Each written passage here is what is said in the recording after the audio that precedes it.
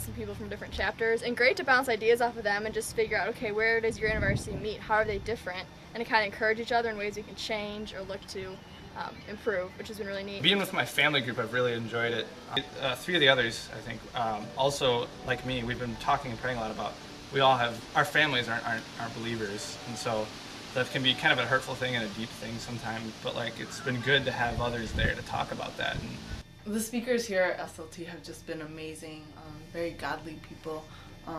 They've taken passages and stories from the Bible that seem very familiar to us, things we think we know everything about, but they have just revealed more and more of God's character through those stories. And here at SLT, I think Max Stiles, the speaker, an amazing evangelist, he really showed us through the book of Acts that there's a lot of hope, and that God is working very hard and that there's hope for our campus. The most recent speaker that I have heard has been Lisa Spinelli-Chen, and I was just really struck by what she said about my life and our life, and the fact that God intended it to be exactly as it is, and all the struggles that we've gone through, that not only did He intend those to occur, but He's using those, and they're very important in the type of leadership that we will be doing. Lisa's have really just made me look inside myself and go, okay, what makes me unique? What makes me different? And how does that make me a good leader? Learned a lot about evangelism and how important it is, because for a while my faith just kind of went stagnant and I didn't know what the reason was, and I found out that it was because I wasn't giving my faith away.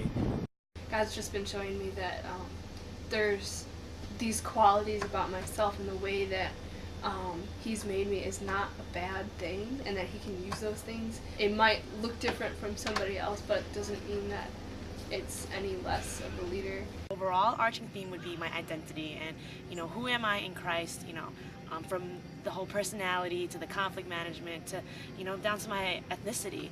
I think God was challenging me to first find out more about my heritage, and that's how do I fit in, and how do I reconcile this and use who I am to help other Asian Americans understand who they are.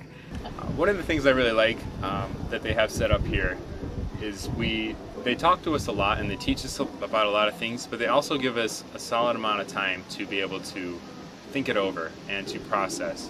In the afternoons they give us a few hours, and usually I take that time to think about things, be able to, there's lots of people here to talk to, pray and read.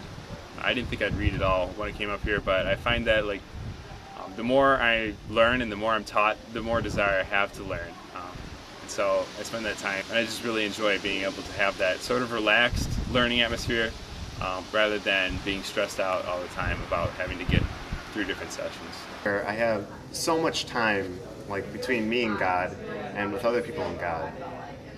God's really been expressing and emphasizing His intimateness with me.